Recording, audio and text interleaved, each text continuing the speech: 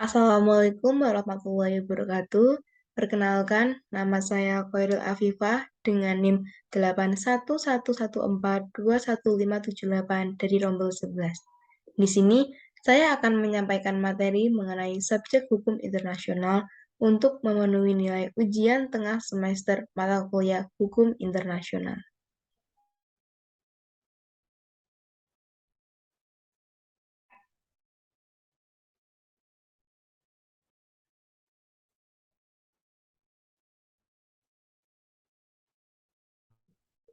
Sebelumnya, apa itu sih hukum internasional? Jadi, pada umumnya, hukum internasional itu diartikan sebagai himpunan dari peraturan-peraturan dan ketentuan-ketentuan yang mengikat, serta mengatur hubungan antar negara-negara dan subjek hukum lainnya dalam kehidupan masyarakat internasional. Menurut Mokhtar Kusumaatmadja, hukum internasional merupakan keseluruhan kaidah dan asas-asas yang mengatur hubungan atau persoalan yang membatasi batas negara, baik antara negara dengan negara, negara dengan subjek hukum lain bukan negara, maupun subjek hukum lain bukan negara dengan subjek hukum lain bukan negara.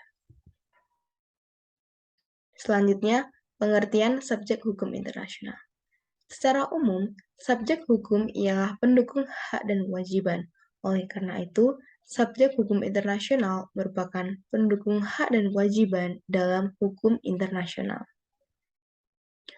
Menurut Mokhtar Kusumaatmadja, subjek hukum internasional merupakan segala sesuatu yang menurut hukum dapat memiliki hak dan kewajiban serta memiliki kewenangan untuk melakukan hubungan hukum atau bertindak menurut ketentuan hukum internasional yang berlaku.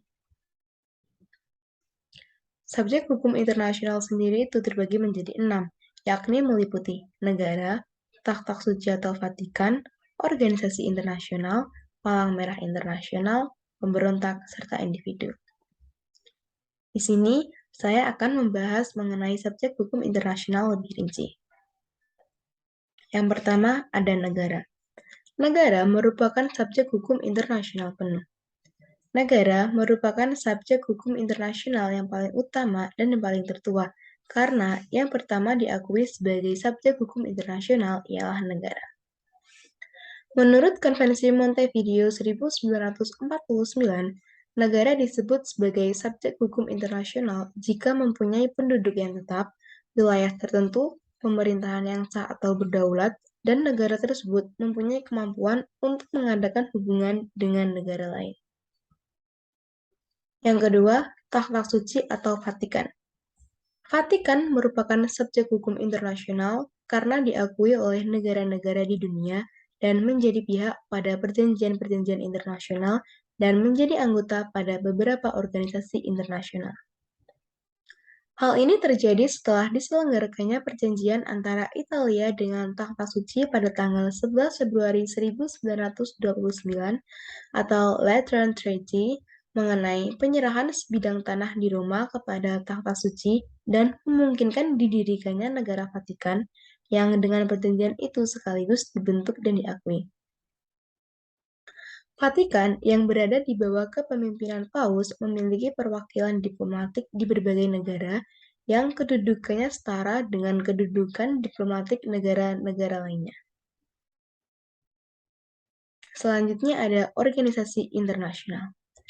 Mahkamah Internasional mengakui bahwa organisasi internasional merupakan subjek hukum internasional karena mampu mendukung hak-hak dan kewajiban-kewajiban internasional serta memiliki kapasitas untuk mempertahankan hak-haknya dengan melakukan tuntutan internasional sehingga kedudukannya sebagai subjek hukum internasional tidak perlu dilakukan lagi. Di sini, organisasi internasional dapat diklasifikasikan sebagai berikut.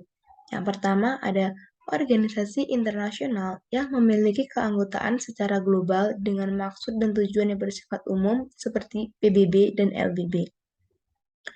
Yang kedua, organisasi internasional yang memiliki keanggotaan global dengan maksud dan tujuan yang bersifat spesifik seperti World Bank, ILO, UNESCO, dan WHO. Yang ketiga, organisasi internasional antar pemerintah dengan keanggotaan regional dengan maksud dan tujuan yang bersifat umum seperti ASEAN, dan yang terakhir ada organisasi internasional antar pemerintah dengan keanggotaan regional dengan maksud dan tujuan yang bersifat khusus seperti NATO. Selanjutnya ada Palang Merah Internasional.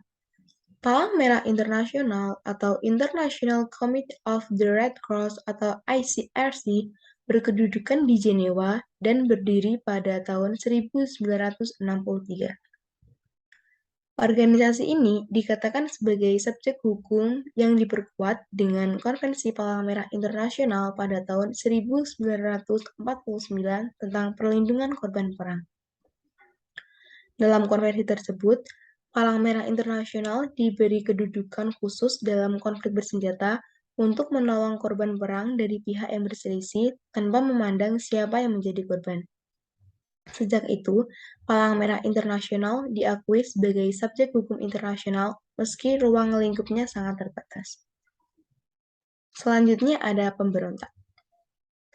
Menurut hukum perang, kelompok pemberontak dapat menjadi subjek hukum internasional jika telah terorganisir, menaati hukum perang, memiliki wilayah yang dikuasai, memiliki kemampuan untuk mengadakan hubungan dengan negara lain, dapat menentukan nasibnya sendiri, menguasai sumber daya alam di wilayah yang dikuasainya, dan memilih sendiri ekonomi, politik, dan sosialnya sendiri. Pemberontak dapat memperoleh kedudukan dan hak sebagai pihak yang bersengketa dalam keadaan tertentu yang mana ditentukan oleh pihak ketiga. Seiring berjalannya waktu, gerakan-gerakan pembebasan ini tuh mendapat pengakuan. Seperti contohnya saat Ketua Palestine Liberation Organization atau PLO diakui sebagai pimpinan gerakan pembebasan Palestina dan diberlakukan sebagai kepala negara. Dengan dikeluarkannya resolusi PBB nomor 3120, PLO dianggap sebagai pihak yang berkepentingan dalam konflik Timur Tengah dan memiliki status sebagai negara meski tidak memiliki wilayah dan pemerintah yang diakui secara hukum internasional. Dan yang terakhir ada individu. Individu bisa juga menjadi subjek hukum internasional dalam kondisi tertentu, seperti saat dalam Mahkamah Peradilan Nuremberg dan Tokyo yang meletakkan tanggung jawab langsung atas pelanggaran hukum internasional pada individu. Selain itu, menurut Muchtar Kusumaatmadja, Perjanjian Versailles 1919 memuat sejumlah pasal yang memungkinkan individu untuk mengajukan perkara secara internasional ke Mahkamah Arbitrase Internasional.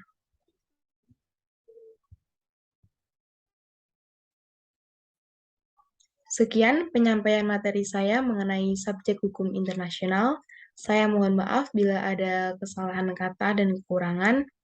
Sekian, terima kasih. Wassalamualaikum warahmatullahi wabarakatuh.